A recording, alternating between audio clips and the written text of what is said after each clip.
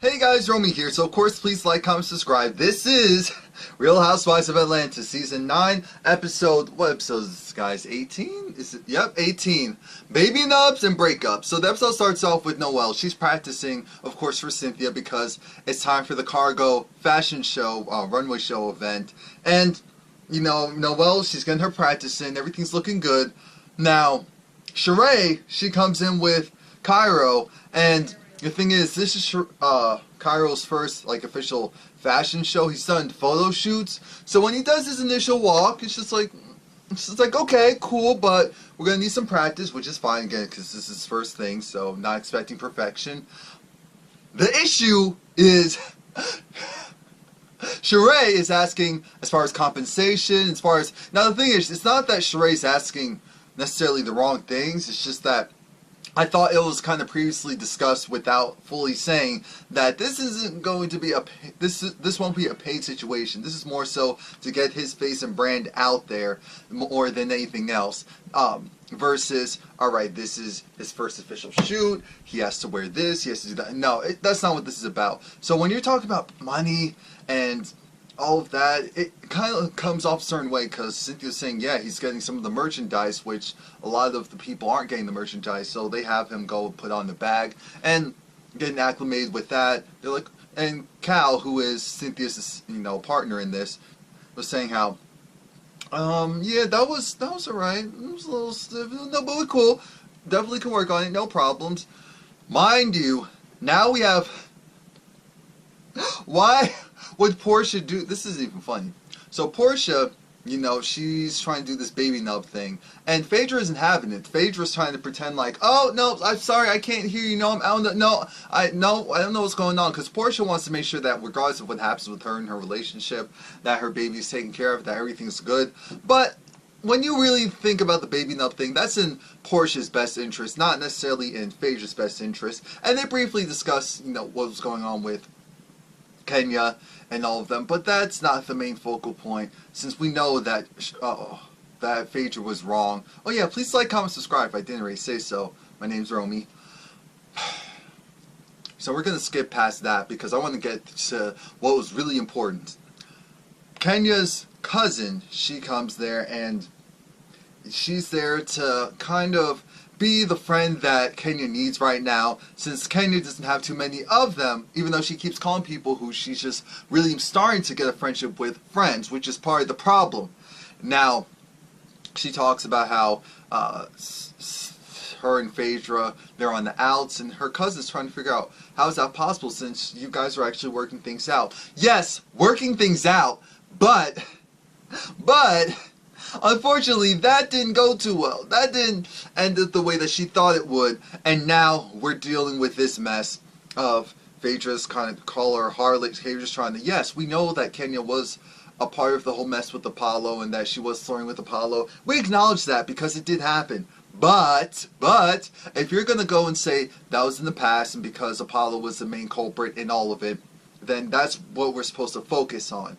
So Kenya, again, should learn her lesson with not calling people her friends who really aren't her friends. And, again, we know that it wasn't with bad intentions. Her doing the, what is it called? The divorce party. Even though I did say, no, go back to my last video. I said that I wouldn't have done it so quickly. I will have at least asked to check them, make sure that they're good.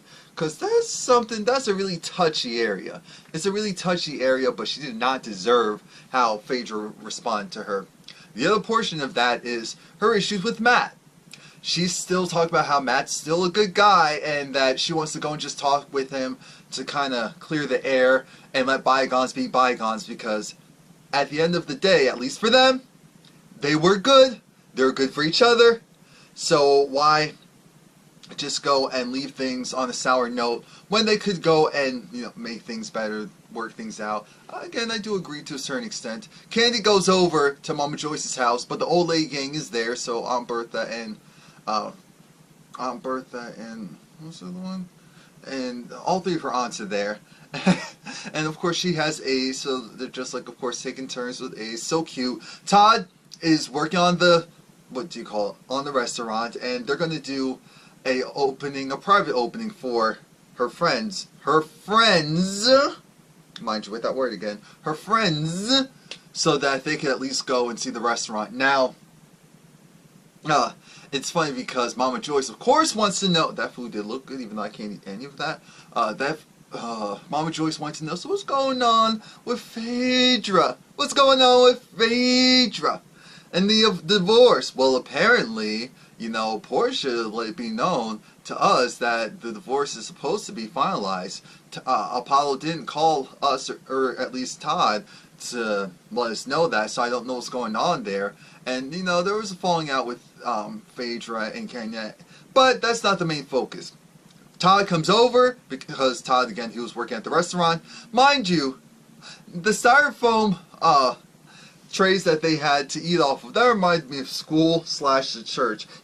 After, if you were in like a Baptist church or even a Pentecostal church, back in the day, it might be a little bit different now, but when you go downstairs for any specialty service and you have dinner downstairs and they have those styrofoam plates, it took me back. I said, no. But yeah, Todd's trying to let the ladies know the money isn't going to flow into their pockets so quickly.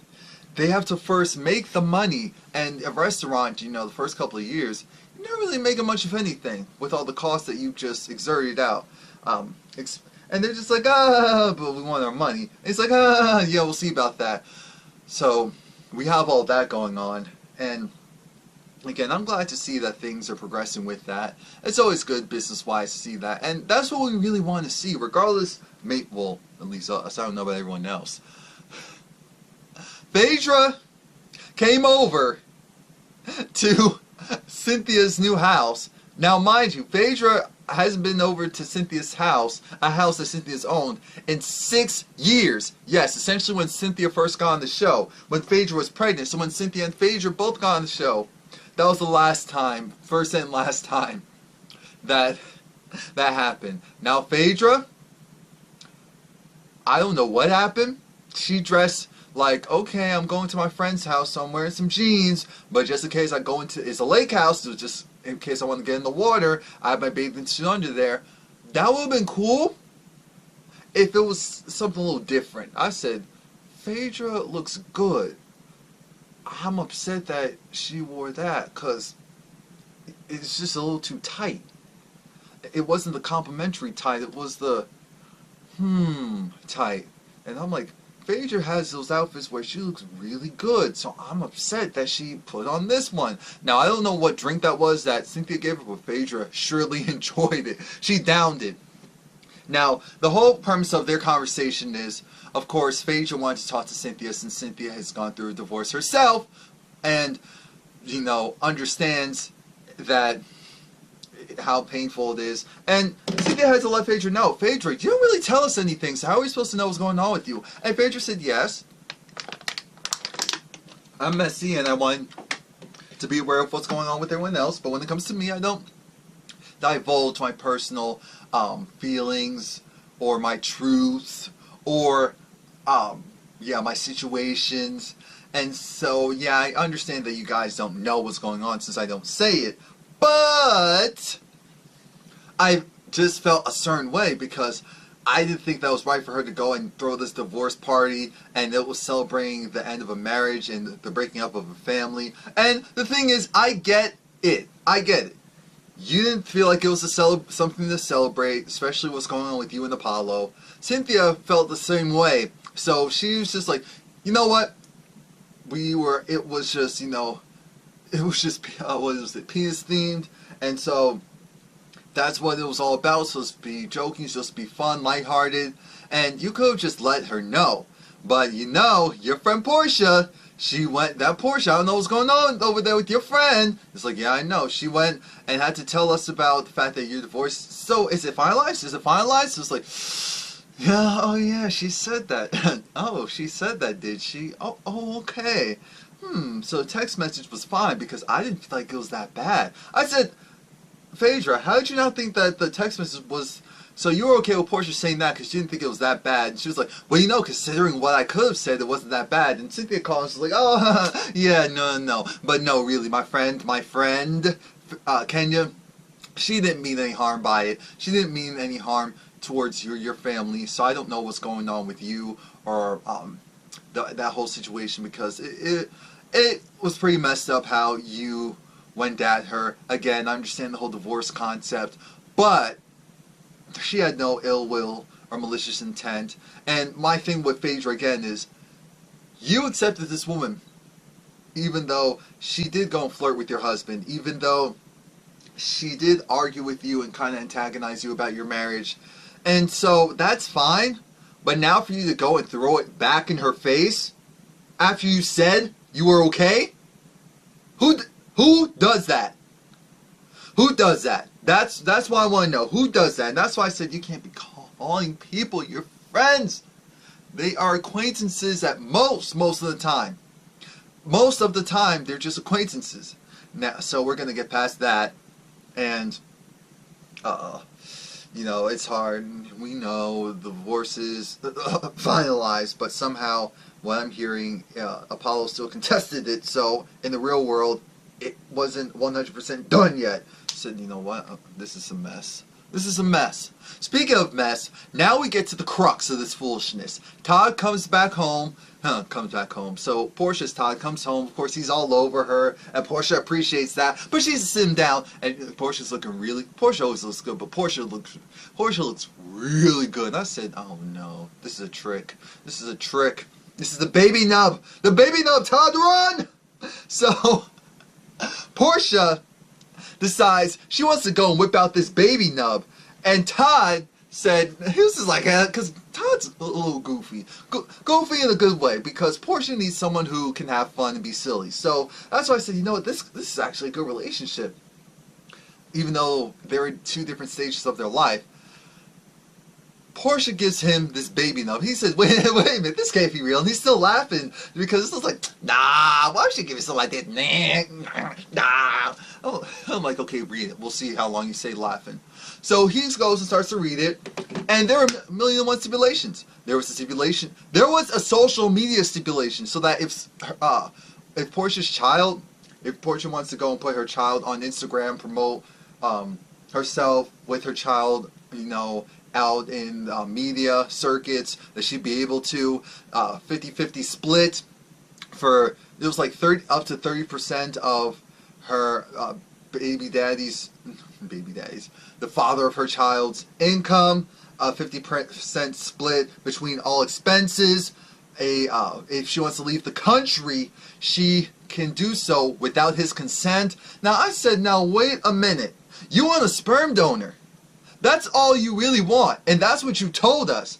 That's what you told us, so I shouldn't be surprised, and that's the only thing I had to keep in the back of my mind. You told him that you essentially wanted a sperm donor. He came in, and you showed you that he was a good guy. He has 2 kids already. Now, I'm trying to figure out from you, how do you think a man who actually has 2 kids of his own that he takes care of would be okay with you going and saying, you know, I want to go and have a baby with you, but the only stipulation is I want to be able to do whatever I want. Because this whole thing is, if they don't get married, then this is where the baby nub kicks in, and her rights are protected. I said, so what about him? Because now we're talking about a situation of, essentially it's just if you don't get married. So if you decide you want to be together, if you get pregnant, have the baby, decide you don't want to be together anymore, he needs to give up 30% of his income, you know, cover 50% of the cost. He essentially has no rights. If you want to take the baby out of the country, you can. If you want to put the baby on social media, you can. If you want to do anything else with the baby, you can. But him, no. So she's like, well, you know, you can go and take it with your people, take the contract to your people, and have them go and read it, and put some X's and red mark it. And he said, no, this is my red mark. This is some bull. You really thought you were going to give me something like this and I'd be okay with it? Are you kidding me? Are you stupid or are you dumb? Like, that's how I felt at that point, because how are you going to do that to a man who is the father of 2 kids, try and essentially go and etch-a-sketch him out of his own potential future child's life if the relationship goes south and you have all the rights and you just want his financial backing to make sure that the baby is taken care of in that aspect. But there's nothing as far as making sure that you have equal rights as parents.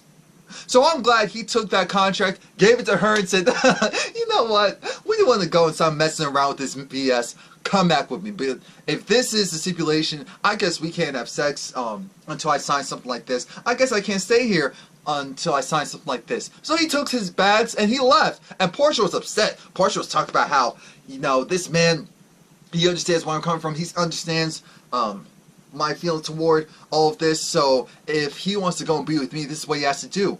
Well, I'm glad he said no. He left. I'm glad that she was puffing and didn't look happy. I said, that's what you get. How dare, that's one of the most disrespectful things I've ever seen. We're moving on. Cynthia's going in her fashion shows today. And of course, everyone's showing up. Noelle's ready. She's proud of her daughter. Cairo, he's stuck in traffic. Now, Cynthia called Sheree. And Sheree was just like, wait, Cairo already left. He left a while ago. I don't know why he's still there. So Cairo was stuck in traffic. And that's why he wasn't there at the time. He gets there and it's like, oh, okay, kind of late. But they don't go and harp on him because, again, he's a model. He's younger, so they don't want to go and frazzle him. They go to the manager, Sheree, say, oh, hey, Sheree. Now, mind you, Cynthia had her event, you know, it was underground in this, like, street graffiti, underground skate park-esque type of scene, if you will, just to give you a visual. Like I said, there's graffiti on the wall. Essentially, it looks like you crawl through a drain pipe to get to the place. But Cairo is there, so that's all that matters. You know, he's getting all dolled up and ready to go. Everyone is showing up, and like I said, they talked to Sheree, and Sheree's still talking about money and compensation. I said, Sheree, cut it. Stop it. Let's move on. Your son was late, so that's the other part of the conversation. So where was he? Oh, he was late, and you know, Cal was a little irritated, so Cal wasn't going in on Sheree because he shouldn't have, and he didn't need to. That's not what he was there for. But Sheree was just like, you know, instead of you kind of harshly having a little attitude with me, where is the air conditioning? Where's this and that? He's like, wait, where was your son when the call time was over an hour ago? Where was that? I said, no, not today. This will not be who's going to check me boo moment. Because Sheree, of course, invited her whole family. So her, I think both daughters were actually there, as well as Bob. Now, mind you, when they said no air conditioning, I said, Lord, Bob is going to be sweating bullets. And of course he was. Everyone was glistening. That's what we're going to call it. Everyone was glistening. So Kenya showed up. Candy showed up to support. And I'm glad that they all did. Now, of course, Noelle did well. And I guess Cairo did well. People were definitely just like, woo, woo, woo. When he came, I was like, oh, Lord, here we go. Here we go. Like, Sheree, get the broomstick, get the baseball bat, because them women, and probably some of the men too, are going to be after your son after this. But the fashion show was a success.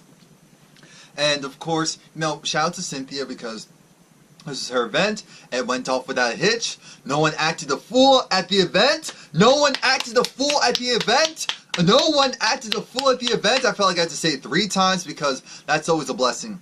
Now, Candy's trying to figure out, okay, so, oh yeah, have you speaking to Phaedra? Kenya had that look of, excuse me? Oh, I thought maybe you two have talked and she will apologize. I said, now, Candy, you know your friend better than, your ex-friend better than that. You know your ex-friend better than that. And it was just like, you know what, no, because I know I had good intentions and I was hurt. And, of course, by this time, Cynthia comes in. It's just like, great job, amazing job. Now, I didn't catch it because I wasn't really paying attention. I was getting this done. But did Kenya, I know in the previews originally that it kind of looked like, oh, Kenya was licking her lips when Cairo came out. I don't know if that happened or if it didn't.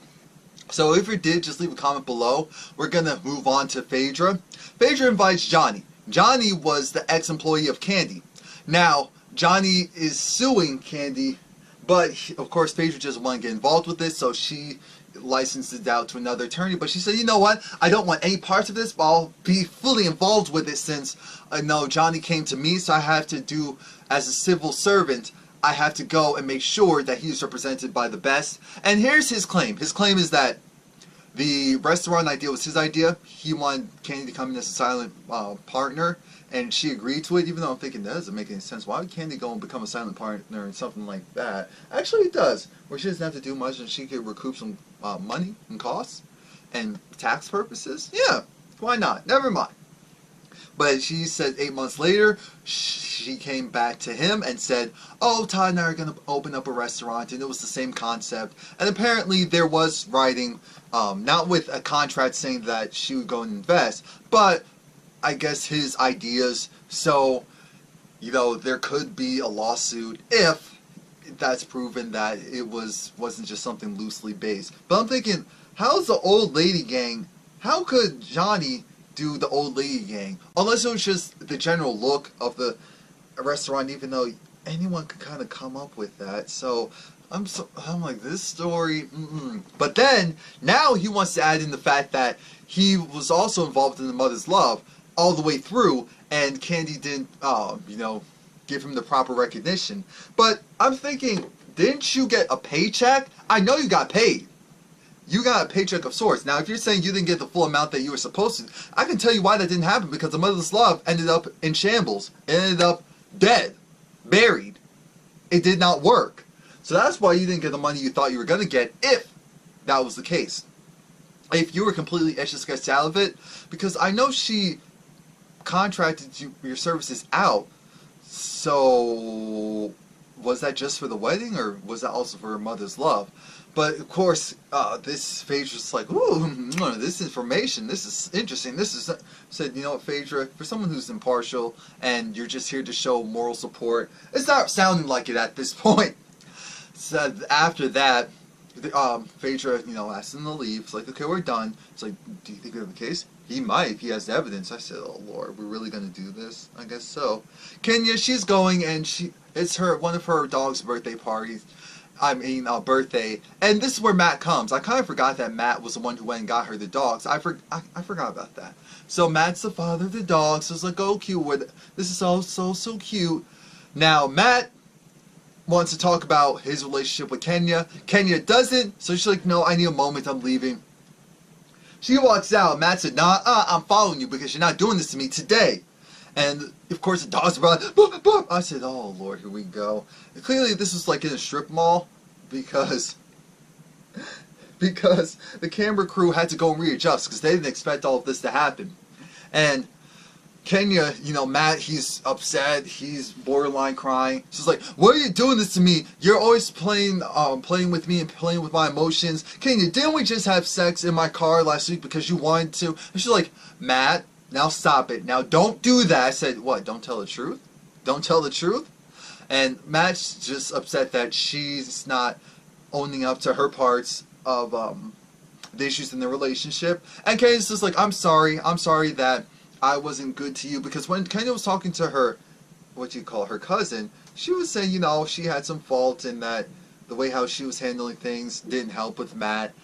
But then in his face, she couldn't do that until he borderline broke down. Then she said, no, I'm sorry that I couldn't be the right person for you. I'm going to leave you alone, and I'm officially done. Just stop doing this to me. Said, you know what? Kenya clearly mentally is stronger than Matt. And so this relationship, this is not a relationship. This is trash. Kenya said she's done. I said, done for how long? I don't really care. So, please like, comment, subscribe. It's just stupid. It's stupid. Stupid.